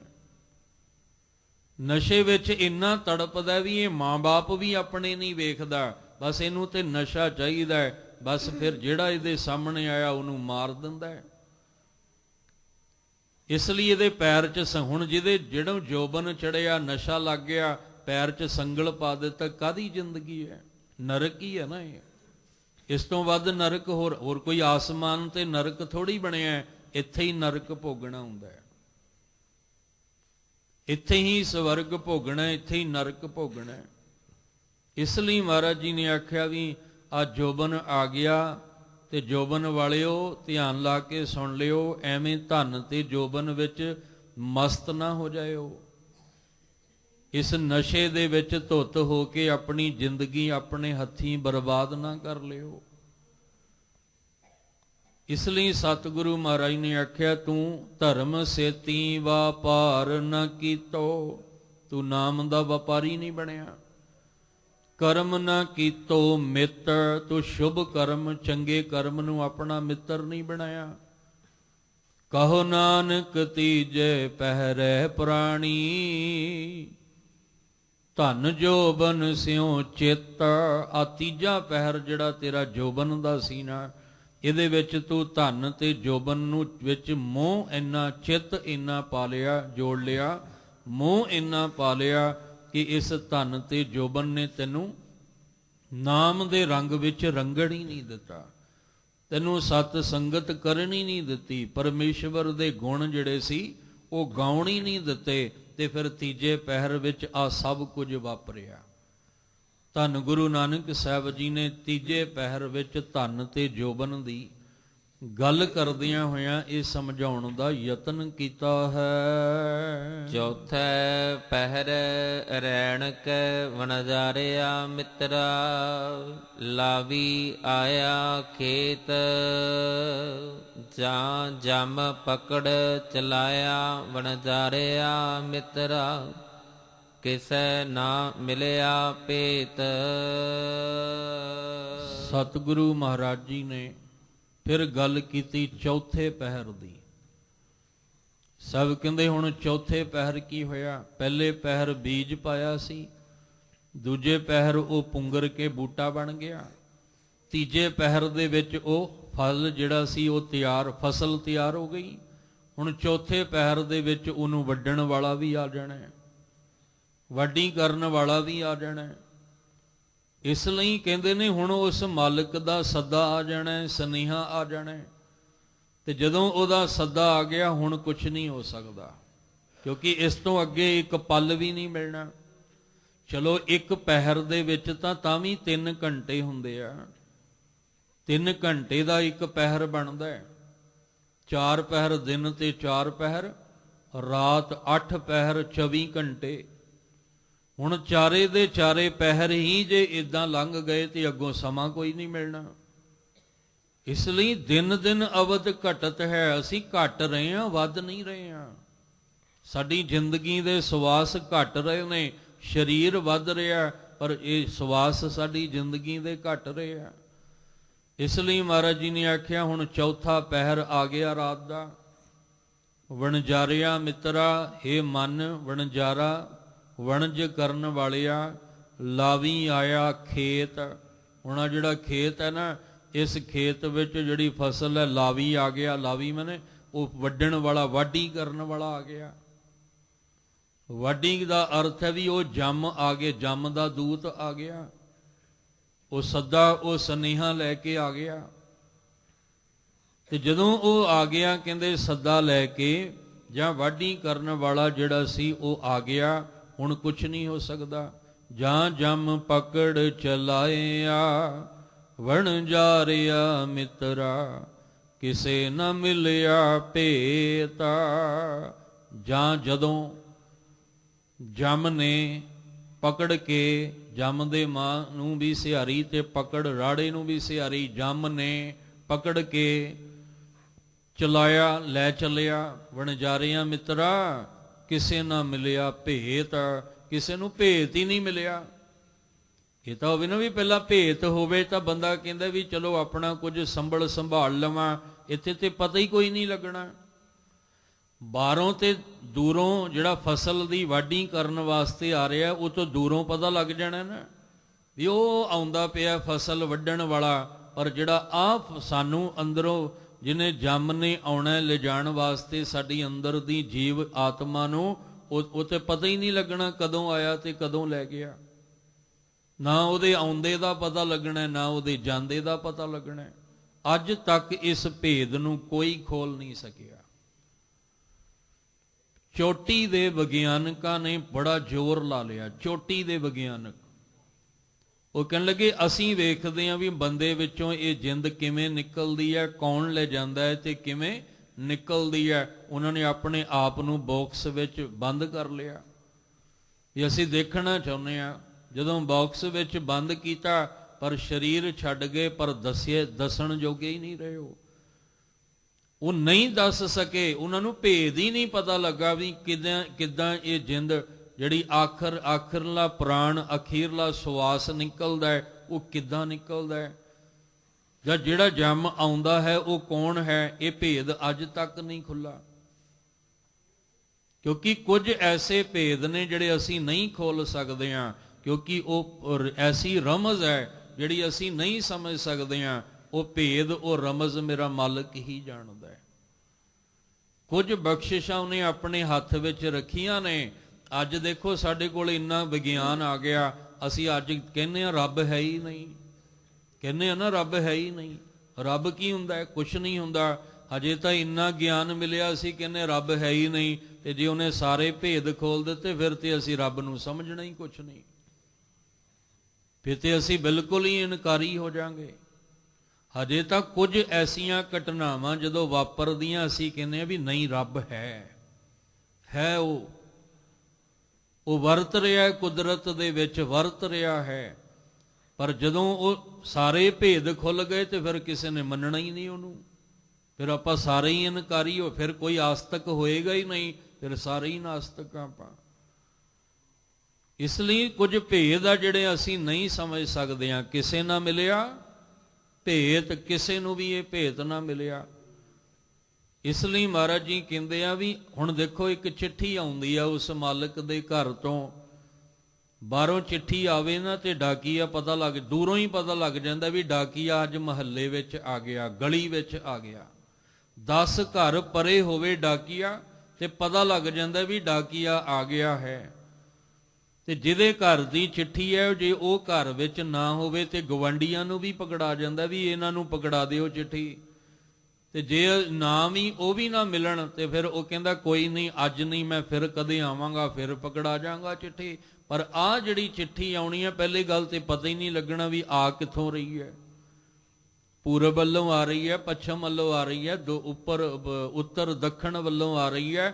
ਤੇ ਇਹ ਚਿੱਠੀ ਜਿਹੜੀ ਜਿਹਦੇ ਨਾਮ ਦੀ ਆ ਰਹੀ ਹੈ, ਉਹ ਜਿੱਥੇ, ਹੁਣ ਇਹ ਵੀ ਧਿਆਨ ਰੱਖਿਓ, ਸਮਾਂ ਵਕਤ ਜਿਹੜਾ ਜਗ੍ਹਾ ਜਿੱਥੇ ਹੈ ਨਾ, ਇਹ ਚਿੱਠੀ ਨੇ ਉੱਥੇ ਹੀ ਸੱਦ ਲੈਣਾ, ਇਹਨੇ ਨਹੀਂ ਉੱਥੇ ਜਾਣਾ। ਉਸ ਸਮੇਂ ਨੇ, ਜਗ੍ਹਾ ਨੇ ਉਸ ਪ੍ਰਾਣੀ ਨੂੰ ਉੱਥੇ ਹੀ ਸੱਦ ਲੈਣਾ ਵੀ ਤੇਰੇ ਨਾਮ ਦੀ ਚਿੱਠੀ ਇੱਥੇ ਤੱਕ ਆਈ ਹੈ ਤੇ ਤੈਨੂੰ ਇੱਥੇ ਚੱਲ ਕੇ ਆਉਣਾ। ਉਹ ਸਮਾਂ ਖਿੱਚ ਕੇ ਲੈ ਆਉਂਦਾ ਨਾ, ਸਮਾਂ ਬਲਵਾਨ ਹੈ, ਉਹ ਸਮਾਂ ਬੰਦੇ ਨੂੰ ਖਿੱਚ ਕੇ ਉੱਥੇ ਲੈ ਜਾਂਦਾ ਹੈ।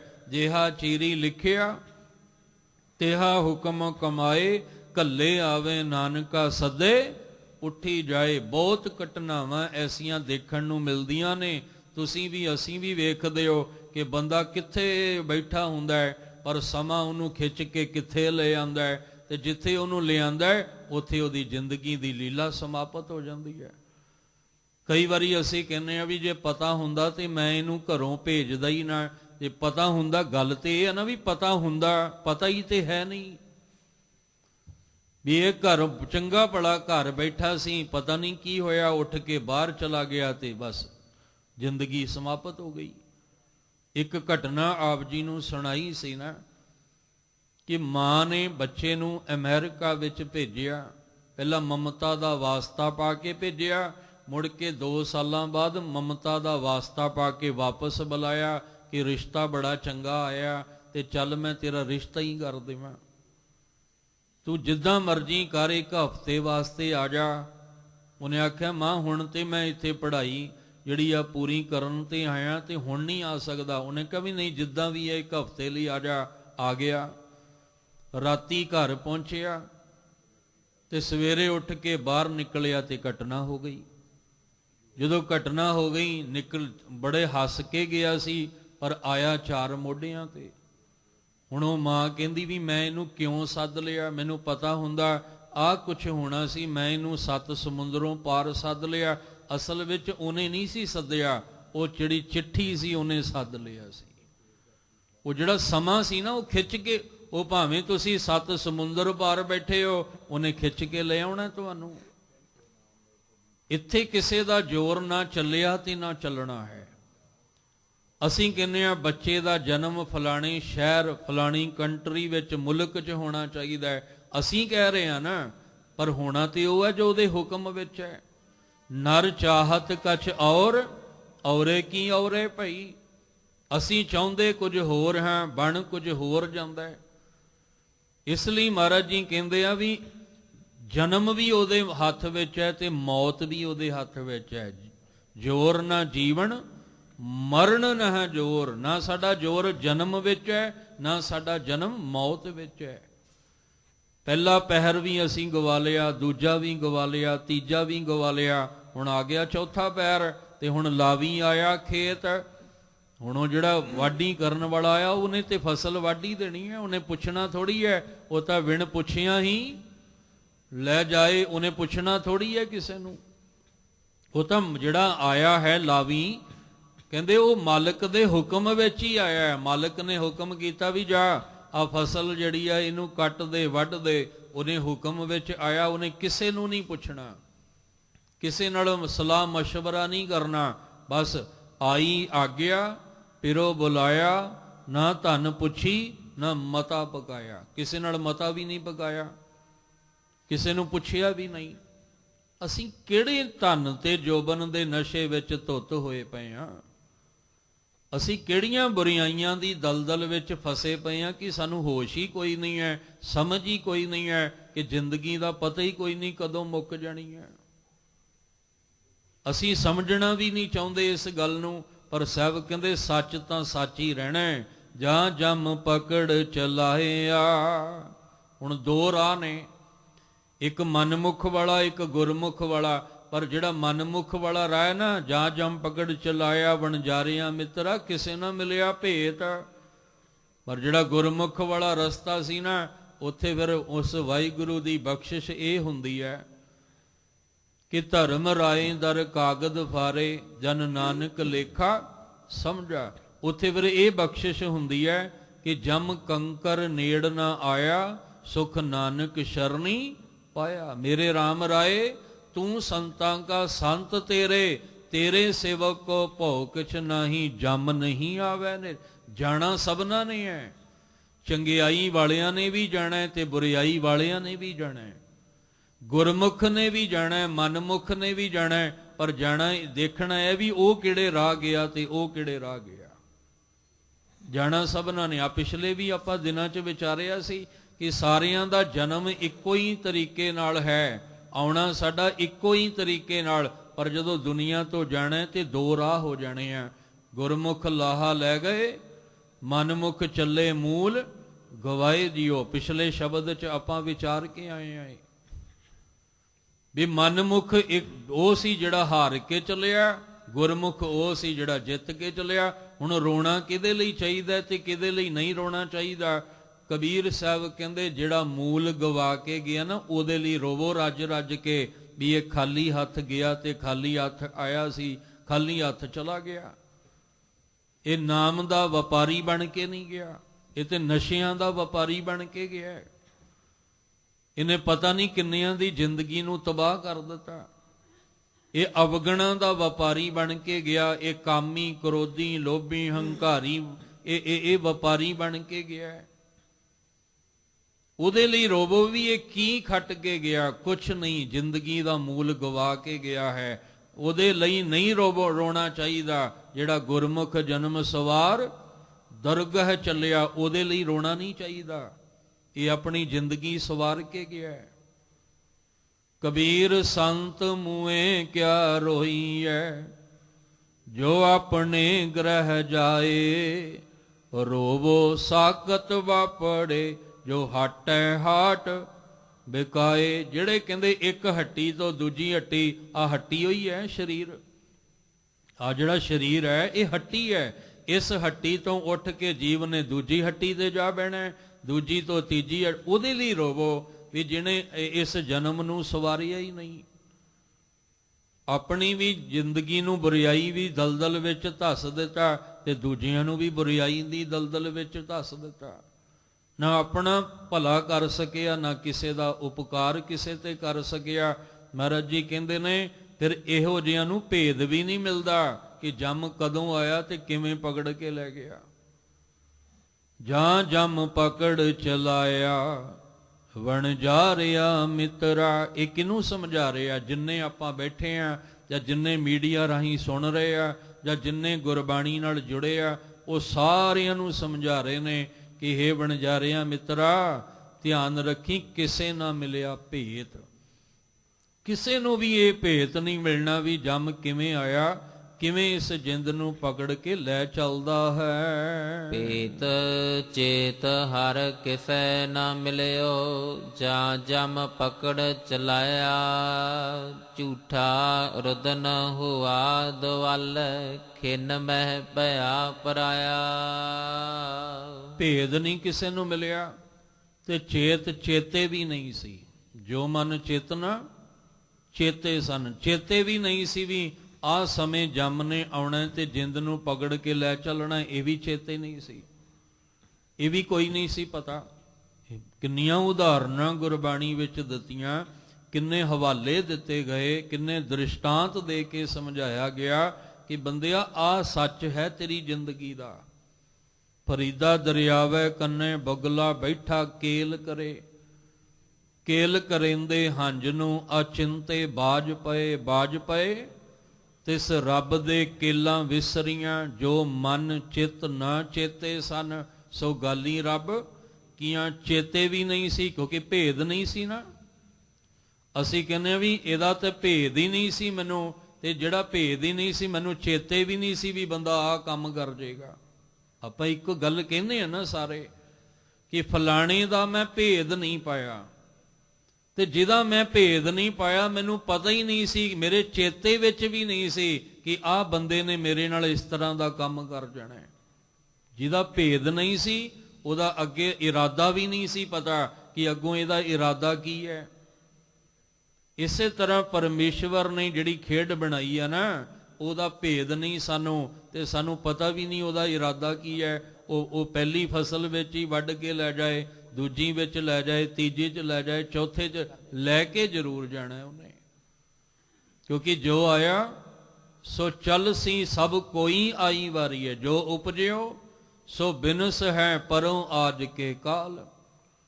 ਇਸ ਲਈ ਮਹਾਰਾਜ ਕਹਿੰਦੇ ਨਾਨਕ ਹਰ ਗੁਣ ਗਾਏ, ਲੈ ਛਾੜ ਸਗਲ ਜੰਜਾਲ। ਇਹ ਜੰਜਾਲ ਛੱਡ ਤੇ ਉਸ ਮਾਲਕ ਦੇ ਗੁਣ ਗਾ। ਕਿਉਂਕਿ ਜਦੋਂ ਉਸ ਜੰਮ ਨੇ ਭੇਦ ਚੇਤ ਹਰ ਕਿਸੇ ਨਾ ਮਿਲਿਓ, ਕਿਸੇ ਨੂੰ ਵੀ ਨਹੀਂ ਮਿਲਿਆ। ਜਾਂ ਜੰਮ ਪਕੜ ਚਲਾਇਆ, ਜੰਮ ਨੇ ਪਕੜ ਕੇ ਜਦੋਂ ਲੈ ਚੱਲਿਆ ਤੇ ਫਿਰ ਕੀ ਹੋਇਆ, ਜਿੰਦ ਲੈ ਕੇ ਜਦੋਂ ਚਲਾ ਗਿਆ ਤੇ ਸਰੀਰ ਜਿਹੜਾ ਸੀ ਉਹ ਡੈੱਡ ਹੋ ਗਿਆ, ਸਰੀਰ ਜਿਹੜਾ ਸੀ ਉਹ ਮੁਰਦਾ ਹੋ ਗਿਆ। ਤੇ ਜਦੋਂ ਸਰੀਰ ਮੁਰਦਾ ਹੋ ਗਿਆ ਨਾ, ਤੇ ਫਿਰ ਸਾਹਿਬ ਜੀ ਨੇ ਆਖਿਆ, ਕਹਿੰਦੇ ਝੂਠਾ ਰੁਦਨ ਹੋਆ ਦੁਆਲੇ। ਫਿਰ ਆਸੇ ਪਾਸੇ ਜਿਹੜਾ ਰੁਦਨ ਸੀ ਉਹ ਝੂਠਾ ਹੋ ਗਿਆ, ਸਮਾਂ ਲੱਗਦਾ ਉੱਪਰ ਹੋ ਗਿਆ। ਸਤਿਗੁਰੂ ਪਾਤਸ਼ਾਹ ਕਿਰਪਾ ਕਰਨ, ਸੰਖੇਪ ਵਿੱਚ ਇਹਨੂੰ ਸੰਕੋਚਣ ਦਾ ਯਤਨ ਕਰਾਂ। ਸਤਿਗੁਰੂ ਮਹਾਰਾਜ ਜੀ ਕਹਿੰਦੇ ਚੌਥਾ ਪਹਿਰ ਆਇਆ ਤੇ ਝੂਠਾ ਰੁਦਨ ਆਸੇ ਪਾਸੇ ਹੋਣ ਲੱਗ ਪਿਆ। ਖਿੰਨਵੇਂ ਭਇਆ ਪਰਾਇਆ, ਜਿਹੜਾ ਆਪਣਾ ਕਰਦਾ ਸੀ ਉਹ ਖਿੰਨ ਵਿੱਚ ਪਰਾਇਆ ਹੋ ਗਿਆ। ਸਾਈ ਵਸਤ ਪ੍ਰਾਪਤ ਹੋਈ, ਜਿਸ ਸਿਉ ਲਾਇਆ ਹੇਤ। ਕਹੋ ਨਾਨਕ ਪ੍ਰਾਣੀ ਚੌਥੈ ਪਹਿਰ, ਲਾਵੀ ਲੁਣਿਆ ਖੇਤ। ਸਿਰਫ ਸੰਖੇਪ ਵਿੱਚ ਅਰਜ਼ ਕਰਕੇ ਸੰਕੋਚਾਂ।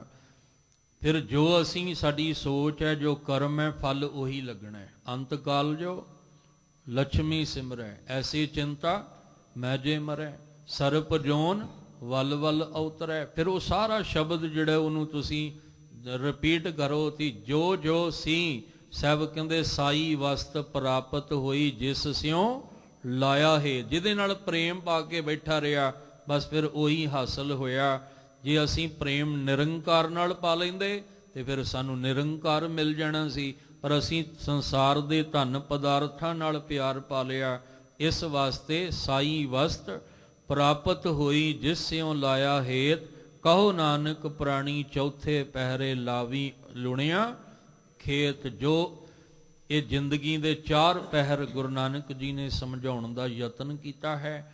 ਕਹਿੰਦੇ ਨੇ ਉਹ ਲਾਵੀ ਭਾਵ ਜਿਹੜਾ ਫਸਲ ਦੀ ਵਾਢੀ ਕਰਨ ਵਾਲਾ ਸੀ, ਉਹ ਆਇਆ ਤੇ ਉਹ ਆ ਕੇ ਇਸ ਫਸਲ ਨੂੰ ਕੱਟ ਕੇ ਲੈ ਜਾਂਦਾ। ਇੱਥੇ ਕਿਸੇ ਦਾ ਫਿਰ ਜ਼ੋਰ ਨਹੀਂ ਚੱਲਣਾ, ਇਸ ਲਈ ਉਹਦੇ ਹੁਕਮ ਵਿੱਚ ਚੱਲੋ, ਉਹਦੇ ਹੁਕਮ ਵਿੱਚ ਚੱਲ ਕੇ ਅਰਦਾਸ ਪਲ ਪਲ ਕਰਦੇ ਰਹੋ। ਵਿਸਰ ਨਹੀਂ ਦਾਤਾਰ ਆਪਣਾ ਨਾਮ ਦੇਹੋ, ਗੁਣ ਗਾਵਾਂ ਦਿਨ ਰਾਤ ਨਾਨਕ ਚਾਓ ਇਹੋ। ਸਾਡੇ ਬਾਲਪਨ ਅਵਸਥਾ ਵਿੱਚ ਬੱਚਿਆਂ ਨੂੰ ਵੀ ਜਾਗ ਲੱਗ ਜਾਏ, ਜੋਬਨ ਵਿੱਚ ਵੀ ਜਾਗ ਲੱਗ ਜਾਏ, ਤੇ ਬੁਢੇਪੇ ਵਿੱਚ ਵੀ ਅਸੀਂ ਨਾਮ ਰੰਗ ਵਿੱਚ ਰੰਗੇ ਜਾਈਏ। ਔਰ ਇਸ ਤੋਂ ਪਹਿਲਾਂ ਮਾਤਾ ਦੇ ਪੇਟ ਵਿੱਚ ਵੀ ਮਾਤਾ ਦੇ ਰਾਹੀਂ ਕਿਤੇ ਸਾਡੇ ਅੰਦਰ ਇਹ ਨਾਮ ਦੀਆਂ ਬਖਸ਼ਿਸ਼ਾਂ ਵਰਤ ਜਾਣ, ਜਿਹਦੇ ਨਾਲ ਲੋਕ ਸੁਖੀਏ ਪਰਲੋਕ ਸੁਹੇਲੇ, ਨਾਨਕ ਹਰ ਪ੍ਰਭ ਆਪੇ ਮਿਲੇ ਜੀਵਨ ਬਣ ਸਕੇ।